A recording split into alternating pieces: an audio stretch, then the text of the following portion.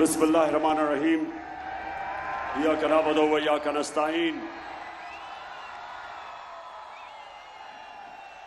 मुल्तान ये दूसरी दफा ये 2 महीने में मैं आज इधर आया हूं आपके पास, और मैं फिर से आपका शुक्रिया अदा करता हूं जिस तादाद में आप यहां आए, मुझे इज्जत दी। आपका बहुत बहुत शुक्रिया। अच्छा मुल्तान, मैं 2 वजह से आया हूं। सबसे पहले आपने मेरी बात बड़ी गौर से सुननी है, और मैं ये अपने नौजवानों को खास तौर पे इस पैगाम को लेकर सारे पाकिस्तान में निकला हूं। पिछले 3 महीने से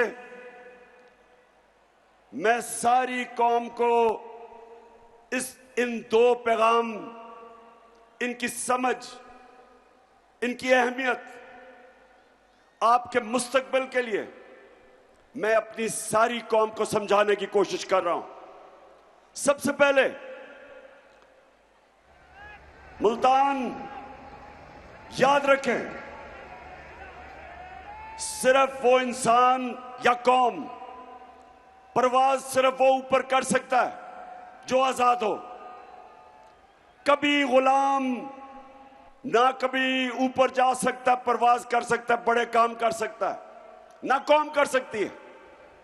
इसलिए जब पाकिस्तान बनना था तो सारे हिंदुस्तान के मुसलमानों ने फैसला किया, इल्लामा इकबाल ने जो उनको ख्वाब दिखाई कि मुसलमान एक अजीम कौम बन सकते हैं अगर वो नबी सल्लल्लाहु अलैहि वसल्लम की सुन्नत पे चल के मदीना की रियासत के असूलों के ऊपर पाकिस्तान को कायम करें। और उस वक्त का नारा था कि पाकिस्तान का मतलब क्या, और दूसरा कि मेरा तेरा रिश्ता क्या। और ये भी 2 चीजें समझ लें। मेरा रिश्ता बलूचिस्तान के लोगों से, सिंध, पख्तूनख्वा, गिलगित बल्तिस्तान, आजाद कश्मीर, मुख्तलिफ ज़बानें हैं, सखावत मुख्तलिफ है, लेकिन ला इलाहा इल्लल्लाह हम सबको इकट्ठा रखता है। एक नजरिया, एक किबला। इसलिए एक पाकिस्तान बना था कि हम एक आजाद मुल्क में एक अजीम कौम बनेंगे मदीना की रियासत के असूलों पे। और हम ना अंग्रेजों की गुलामी कबूल करते थे, और ना कायदे आजम ने कहा कि जब अंग्रेज जाएगा तो ना हिंदुओं की गुलामी कबूल करते। हम आजाद कौम रहना चाहते थे। और हुआ क्या मेरे पाकिस्तानियों, हुआ क्या? हम उनकी गुलामी से निकल के आहिस्ता आहिस्ता अमेरिकनों की गुलामी में चले गए। और ये जो हमारी हुकूमत गिराई गई, ये अमेरिकी साजिश और मुकामी मीर जाफर और मीर सादिक ने मिलके पाकिस्तान की हुकूमत गिरा के 22 करोड़ पाकिस्तानियों की मुंतखब हुकूमत गिरा के ये चोरों के ऊपर मुसल्लत किया। तो मेरी कौम, मेरे नौजवान, मेरी बहनें और इतनी तादाद में आई हैं, मैं आपको सलाम करता हूं आज, माशाअल्लाह। देखिए, हमें क्यों उन्होंने हुकूमत गिराई? वो पाकिस्तान की क़यादत में ऐसे लोग चाहते थे जो उनकी गुलामी करें। हमारा जो लीडर था कायदे आजम मोहम्मद अली जिन्ना, गुलाम हिंदुस्तान में एक आजाद इंसान था। दुनिया इज्जत करती थी कायदे आजम की खुददारी पे, और वो छोड़ के आज जो हमारे ऊपर लोगों को मुसल्लत किया है, ये जो शहबाज शरीफ इंपोर्टेड प्राइम मिनिस्टर या क्राइम मिनिस्टर, मैं ये चाहता हूं कि सबसे पहले जरा देखें कि मुल्क का वो कौम जो ला इलाहा इल्लल्लाह पे उस पे सारी कौम इकट्ठी हुई थी आज से 75 साल पहले, उसका प्राइम मिनिस्टर क्या कहता है, जरा ये वीडियो देखें।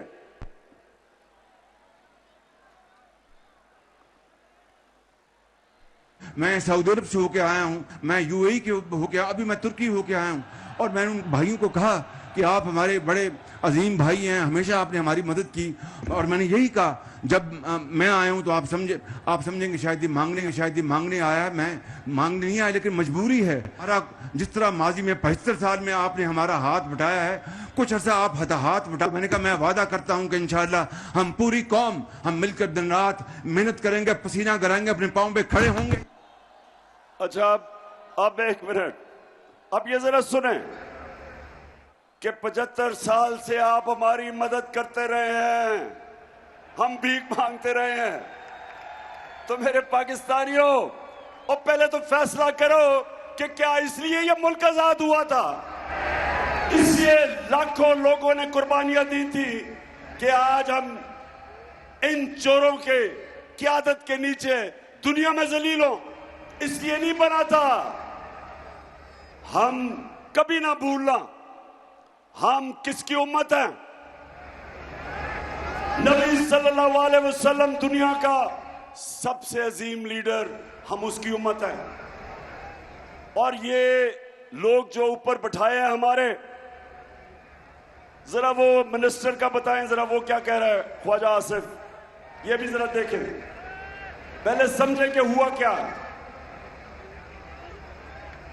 अमेरिका जो है अगर जो है वो चाहे तो इस वक्त पाकिस्तान के लिए इतनी माशी जो है डिफिकल्टीज क्रिएट कर सकता है कि मैं समझता हूँ कि हो सकता है हम जो हमारा ऑयल बिल जो है अदा करने के लिए हमारे पास पैसे ना रहे। ऑलरेडी जो माशी हालात जो है हमारे इंतहाई मखदूश हैं। ये सारे वेंटिलेटर जो है ना, ये लगे हुए हैं अमेरिका की मर्जी से लगे हुए हैं। अमेरिका चाहे तो ये सारे के सारे जो हमें जो इस वक्त ड्रिप्स लगी हुई हैं या वेंटिलेटर लगे हुए हैं, सारे के सारे ऑफ हो जाते हैं। यानी कि हम जिंदा ही सिर्फ अमेरिका की वजह से हैं। बताएं जरा मुल्तान के लोगों, क्या हम अमेरिका की वजह से जिंदा हैं या ऊपर मेरा रब है? सो मैं ये आपको इसलिए बता रहा हूं कि इसलिए इनको लेके आए हैं। ये हमें इस मुल्क के ऊपर जो बिठाया हुआ है, ये उनके नौकर हैं, उनकी गुलाम हैं। ये नवाज शरीफ और ये जरदारी के दौर में 400 ड्रोन अटैक हुए पाकिस्तान पे। अमेरिका की जंग लड़ रहा है पाकिस्तान, 80,000 अपने लोग मरवा रहा है उनकी जंग में, और 400 ड्रोन अटैक, यानी एक जिसकी जंग लड़ रहे हैं वो पाकिस्तान पे 400 अटैक करता है, जिसमें औरतें बच्चे बेकसूर लोग मारे जाते हैं। और एक लफ्ज इन दोनों ना जरदारी के मुंह से निकलता है ना नवाज शरीफ के मुंह से निकलता है। और अगर आपने देखना है कि इस 22 करोड़ अवाम का प्राइम मिनिस्टर अमेरिकी सदर के सामने कैसे बैठा हुआ है, तो जरा देखें, मुजाहरा फरमाएं जी।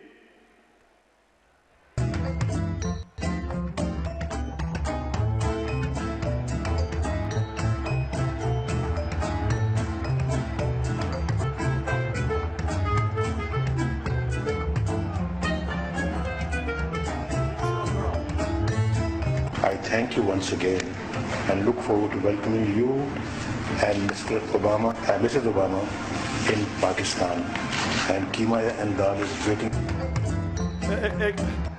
अच्छा ये जरा, अच्छा अब ये देखें कि हमारा वजीर आजम अमेरिका के एयरपोर्ट पे उसे क्या हो रहा है, ये जरा। नहीं ओहो,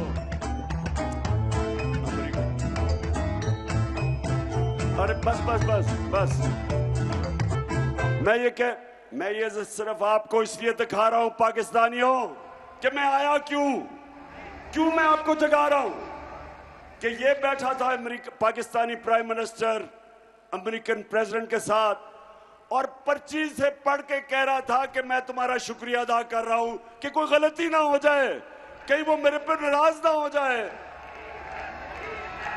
सो इसलिए अच्छा, शहबाज शरीफ जब से आया है यहां ऐसे लोग बैठे थे जो समझते थे शहबाज शरीफ से ज्यादा अफलातून कोई आया ही नहीं दुनिया में।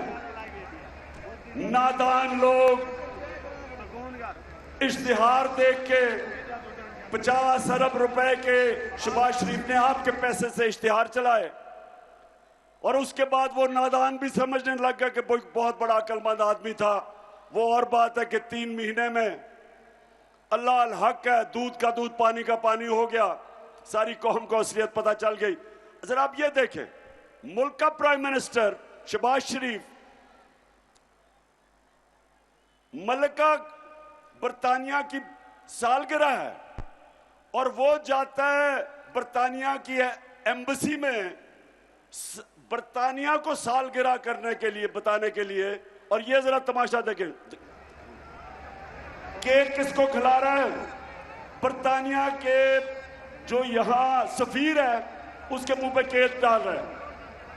ये फिर से दिखाना उनको, कहना का ये है मेरे पाकिस्तानियों, आपको मैं कह ये रहा हूं कि हम जब तक अपने पैर पे खड़ा होकर खुददार कौम नहीं बनेंगे, जब तक इसमें हमारे में खुददारी नहीं आएगी, हम ऊपर नहीं जा सकते।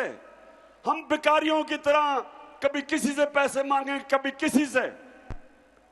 कौमें वो बढ़ती हैं जो इकट्ठे मिलके कौम कुर्बानी देती है, मिलके कौम हर मुश्किल का सामना करती है।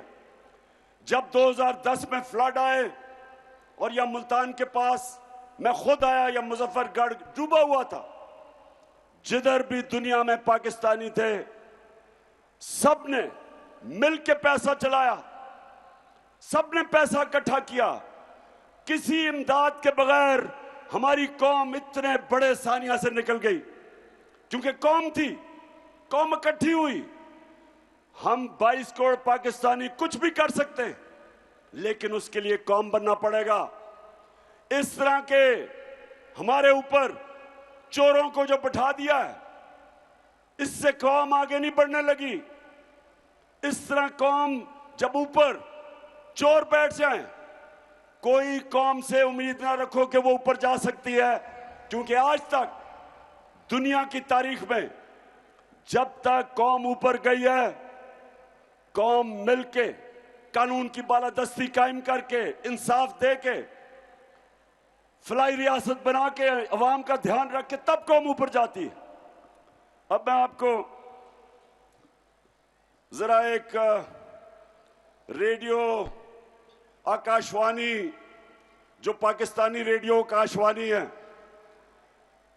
झूठों की शहजादी, जरा अब मैं आपको एक स्किट दिखाना चाहता हूं।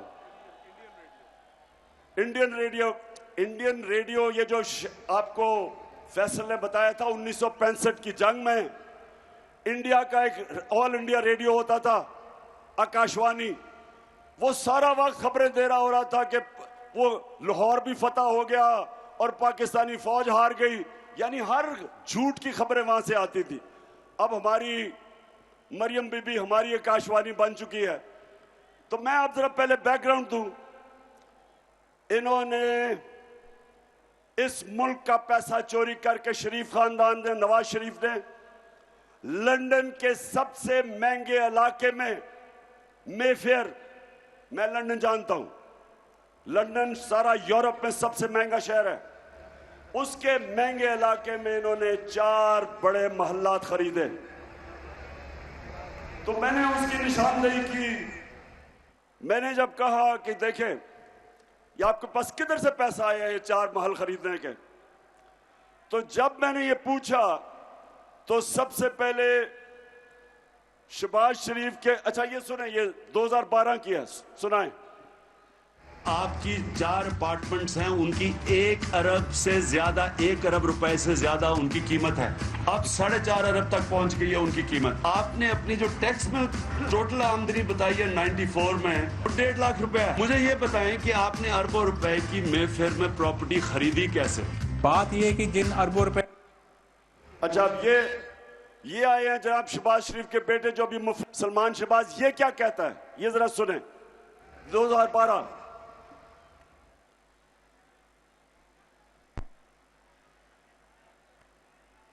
बात ये है कि जिन अरबों रुपए की मेफेयर की प्रॉपर्टीज की ये बात कर रहे हैं, ये तो पहले पता नहीं है। बताएं कौन सी प्रॉपर्टीज है, लाएं, दिखाएं, उसका कोई प्रूफ लाएं।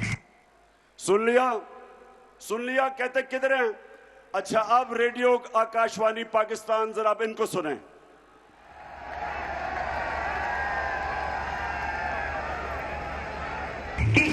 इस तरह मुझे लगा कि आप लोगों को बेवकूफ नहीं बना सकते। मेरी सेंट्रल लंदन में प्रॉपर्टीज तो दूर की बात है, मेरी पाकिस्तान में भी कोई प्रॉपर्टी नहीं है। मैं अपने वालिद के साथ है और मुझे समझ नहीं आई कि मेरी और मेरी वालदा की और बहन भाइयों की प्रॉपर्टीज ये कहाँ से निकाल के ले आए हैं। सना ये पहले इसको कोर्ट में तो लेके जाए, जिस तरह का पेपर ये आपके सामने।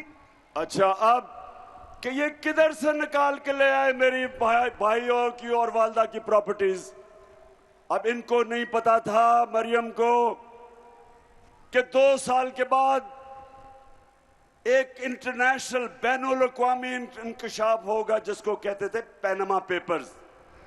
दुनिया में जो छुपाए हुए थे, दुनिया के मुल्क में बड़े बड़े वजीरों ने, वजीर आजम ने प्रॉपर्टीज छुपाई हुई थी, वो इंकशाफ हो गया। उसको पैनामा पेपर्स कहते थे।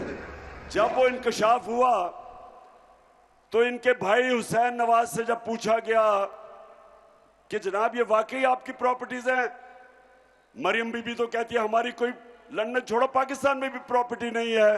तो अब सुने वो क्या कहता है।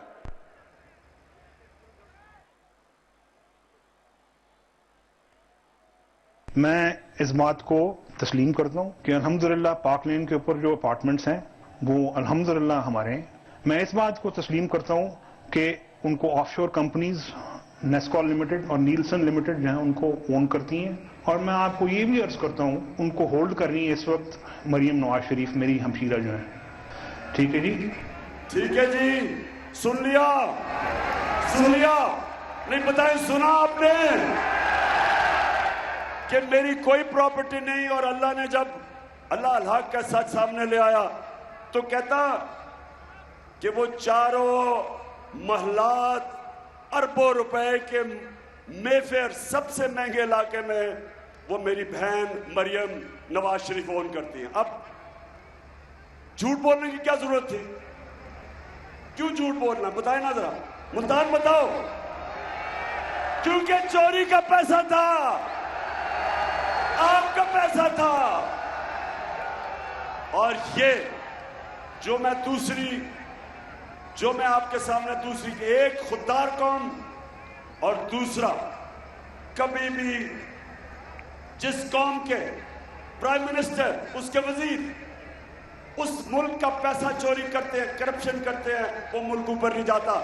करप्शन और चोरी में क्या फर्क है बताएं ना मुल्तान के बाशऊर लोगों, चोरी और करप्शन में क्या फर्क है? चोरी मसलन कोई जेब कुतरा आ गया, मेरी चीज चोरी कर ली, किसी ने भैंस उठा ली, गाड़ी उठा ली, ये चोरी है। करप्शन होती है जब अवाम का पैसा चोरी होता है। करप्शन का मतलब कि मैंने मोटरवे बनवाना है 50 अरब का, मैं उसकी कीमत बढ़ा देता हूं 70 अरब की, 20 अरब जेब में डाल लेता हूं, इसको करप्शन कहते हैं।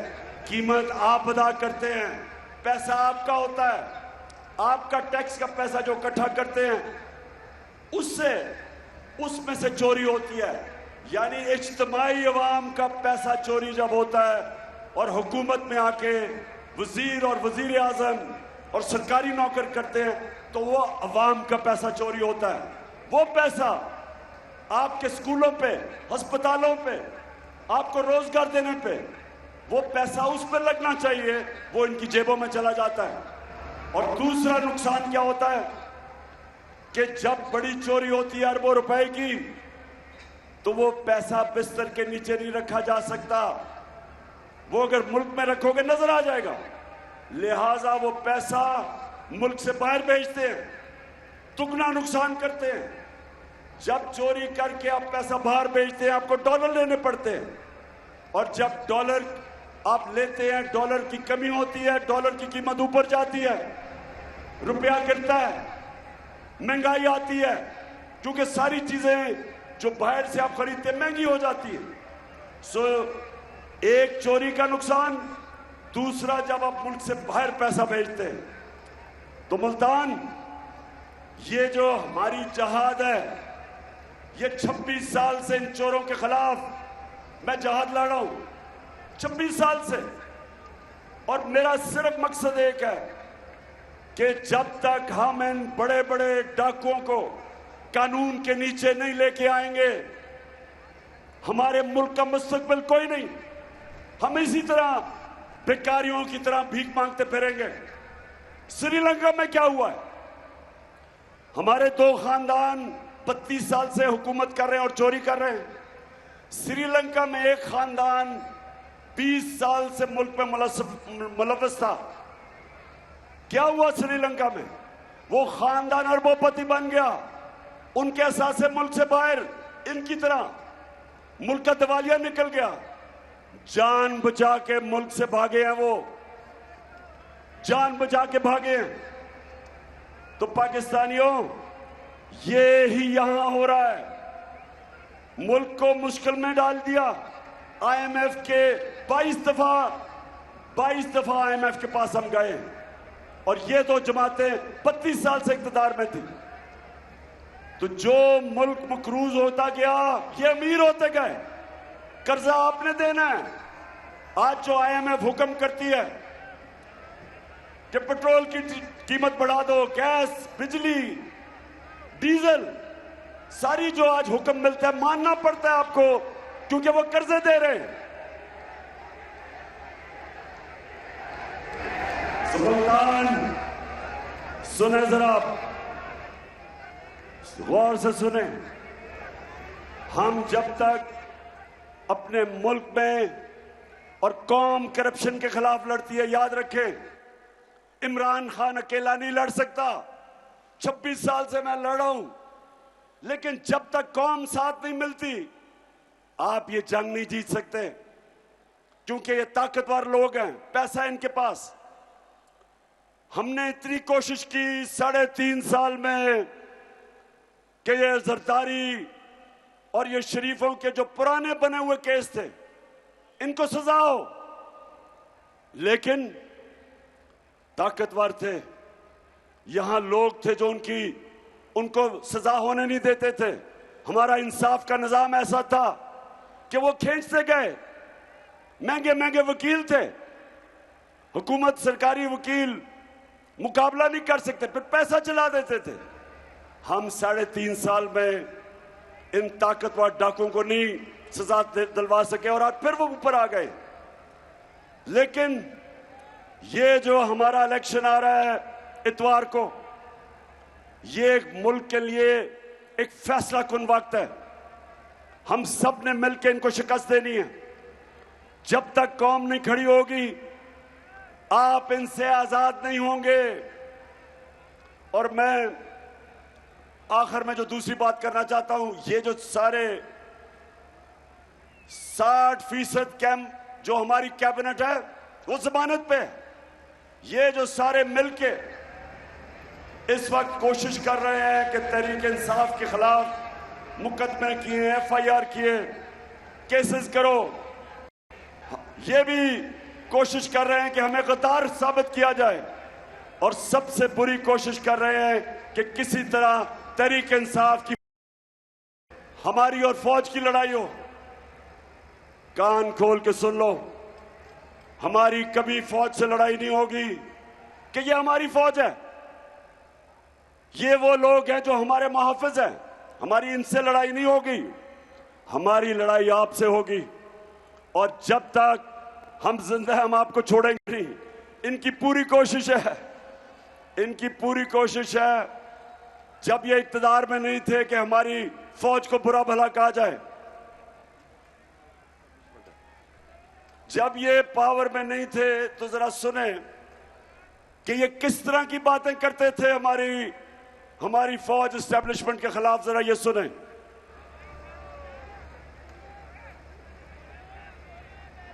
चेंज तो जिनकी वजह से होता है, जिनकी मदद से होता है, हम उनकी मदद नहीं लेना चाहते और हम चाहते हैं कि अगली हुकूमत का फैसला पाकिस्तान की आवाम करे। के अदम एतमाद गैर मुमकिन पर अदम एतमाद को जो निज़ाम है इस्टेब्लिश बगैर मुमकिन नहीं है। कोई डील करके इक़्तिदार नहीं चाहते। पाकिस्तान में तहरीक अदम एतमाद उस सूरत में अमूमन कामयाब होती है जी जब इस्टेब्लिशमेंट आपकी पुष्ट पे हो। इस्टेब्लिशमेंट करती है, वो डील का नतीजा हो। जब भी अदम एतमाद से होते हैं तो यकीनन डील करती है। इस्टेब्लिशमेंट के बगैर अदम एतमाद की तहरीक को कामयाब नहीं किया जा सकता, क्योंकि इस्टेब्लिशमेंट भी एक तीसरी कुव्वत के तौर पे या चौथी कुव्वत के तौर पे पार्लियामेंट में यानी बकलम खुद जो है मौजूद है। तो इसका मतलब कि जब ये इक़्तिदार में नहीं होते ये बुरा भला कहते हैं कि सारी बुराइयां इस्टेब्लिशमेंट की वजह से, और जब हुकूमत में आते हैं तो सारा वक्त कोशिश ये होती है कि दूसरों को केसेस करो, सहाफियों को अटैक करो, किसी ना किसी तरह हम सबको गंदा करो और हमें गद्दार कहो। गद्दार वो हैं जो इस मुल्क का पैसा चोरी करके मुल्क के बाहर अकाउंट्स महलात खरीदते हैं। गद्दार वो नहीं है जो सारी कमाई बाहर करें, सब कुछ बेच के अपने मुल्क में रहें और जीना मन रहा जिनका पाकिस्तान में हो। वो गद्दार नहीं है। वो गद्दार नहीं है जो इस मुल्क की आजादी के लिए और करप्शन के खिलाफ जंग लड़ते हैं। वो गद्दार नहीं है। जब अर्ज़े खुदा के काबे से सब बुत उठवाए जाएंगे, हम रहले सफा मरदूदे हरम मसनद पे बिठाए जाएंगे, सब ताज उछाले जाएंगे, सब तख्त गिराए जाएंगे, हम देखेंगे, लाजिम है कि हम भी देखें।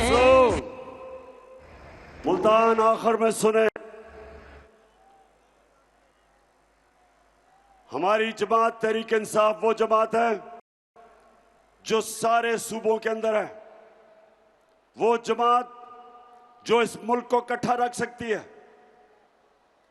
इनकी जो जमातें रह गई हैं वो सुकड़ गई हैं, छोटी छोटी जमातें हैं।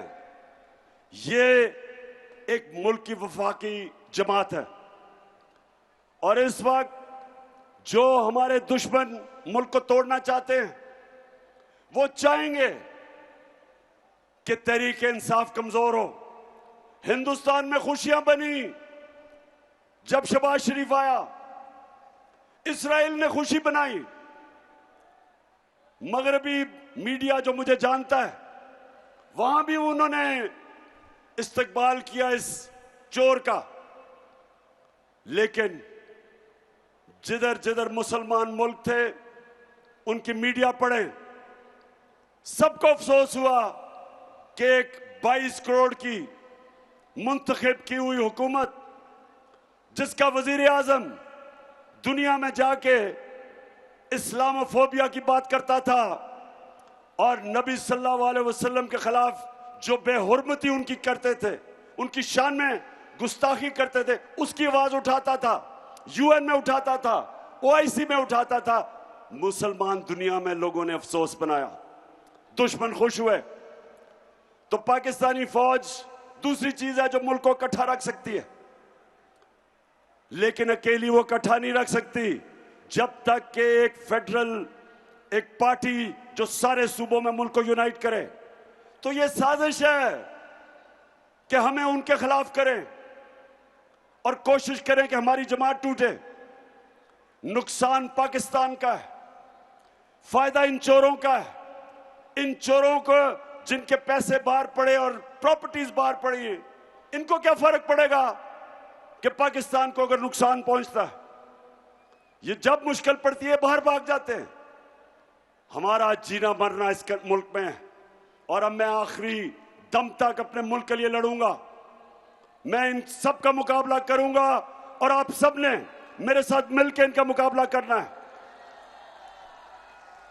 हमने, और मैं ये भी कह दूं कि जिन जिन लोगों ने मुल्क के मिलके गद्दारी की थी, मुल्क से अमरीकी साजिश का हिस्सा बने थे, मीर जाफर और मीर सादिक का रोल प्ले किया था, पाकिस्तान की तारीख कभी इनको माफ नहीं करेगी, ना भूलेगी, ना इन गद्दारों को माफ करेगी जो इस साजिश में शामिल थे। और मैं फिर सुप्रीम कोर्ट को कहता हूं कि सदर आरिफ अलवी ने आपको लेटर लिखा है मरासले के ऊपर, जो कि पाकिस्तान एम्बेसडर और जो अमेरिकी डोनाल्ड लू के बीच में बातचीत थी, सुप्रीम कोर्ट को भेजी है, चीफ जस्टिस को। इन्वेस्टिगेट करें इसको, पता चलवाएं कि क्या रोल था, कितनी बड़ी साजिश, कौन कौन मिला हुआ था, अमेरिकन एम्बेसी का क्या काम था कि पाकिस्तानी सियासतदान हमारे पार्टी के सियासतदानों को अमेरिकन एम्बेसी में बुला के अदम एतमाद का पूछे। उनका क्या काम था? कौन से दुनिया में एम्बेसी ये काम करती है? पूछे सुप्रीम कोर्ट उनसे। और ये भी पूछे कि डोनाल्ड लू ने जब हमारे एम्बेसडर को कहा था कि अगर तुम इमरान खान को नहीं निकालोगे तो पाकिस्तान को बड़ा मुश्किलों का सामना करना पड़ेगा। सवाल यह है कि वजीर आजम मुल्क का मैं था, फॉरेन ऑफिस मेरे नीचे, एम्बेसडर मेरे नीचे, किसको उसने पैगाम दिया था? किसको पैगाम दिया था कि इमरान खान को निकालो? फॉरेन ऑफिस ने निकालना था, किसने निकालना था? इसलिए चीफ जस्टिस साहब इसकी पूरी तरह तहकीकात करें, इन्वेस्टिगेट करें। 22 करोड़ लोगों का पाकिस्तान, माशाल्लाह एक फौज जो सारी मुसलमान दुनिया में ताकतवर फौज, एटमी हथियार, एक वो मुल्क जो कि स्ट्रेटेजिकली उधर खड़ा है कि जब भी हमने अपने मुल्क को ठीक किया ये उठ जाएगा। तो कौन थे वो लोग जिन्होंने साजिश करके एक मुल्क जो तरक्की कर रहा था 17 साल में, पिछले 2 साल में 17 साल के बाद सबसे ज्यादा तरक्की पाकिस्तान इकोनॉमिक सर्वे के मुताबिक हमारे 2 सालों में हुई थी। Exports record, tax collection record, 4 फसलें रिकॉर्ड, हमारी एक्सपोर्ट्स, टेक्सटाइल की रिकॉर्ड, इंडस्ट्री सालों के बाद तेजी से सनत आगे बढ़ रही थी। हमारी आईटी एक्सपोर्ट्स 75% 2 सालों में बढ़ी थी। तो क्या कौन थे वो गद्दार जिन्होंने हमारी गवर्नमेंट गिरा के ये चोरों के ऊपर मुसल्लत किया? इसलिए आप सब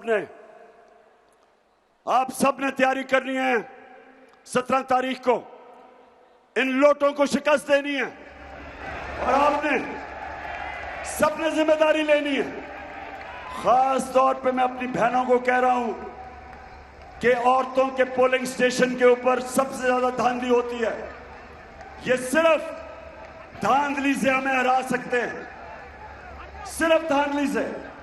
कौम सारी फैसला कर बैठी है, कौम खड़ी है इनके खिलाफ, चोरों के। आपने सबने अपना इसको इलेक्शन नहीं समझना, ये जहाद है, हकीकी आजादी की जहाद है और आप सबने पूरा जोर लगाना है और इनको शिकस्त देनी है। और इंशाअल्लाह जो अगली दफा मैं मुल्तान में आऊंगा, सूफियों के शहर में, बुजुर्गान दीन के शहर में, तो इंशाअल्लाह हम सब मिलके अल्लाह का शुक्र भी अदा करेंगे, अल्लाह का शुक्र अदा करेंगे, जश्न बनाएंगे और ये इन चोरों को अमरीका के गुलामों को, वैसे आपने देखा था किस तरह की बेशर्मी से गुलामी की। हम तो बेकारी हैं जी, हम तो भीख मांगने आए हैं, खुददार हैं हम कौम। ये कौम ला इलाहा इल्लल्लाह, अल्लाह के सिवा किसी के सामने नहीं झुकने वाली कौम, गैरतमंद कौम है, खुददार कौम है। और इंशाअल्लाह इन चोरों को और ये जिन्होंने साजिश की है सबको इंशाअल्लाह हम शिकस्त देंगे। पाकिस्तान जिंदाबाद।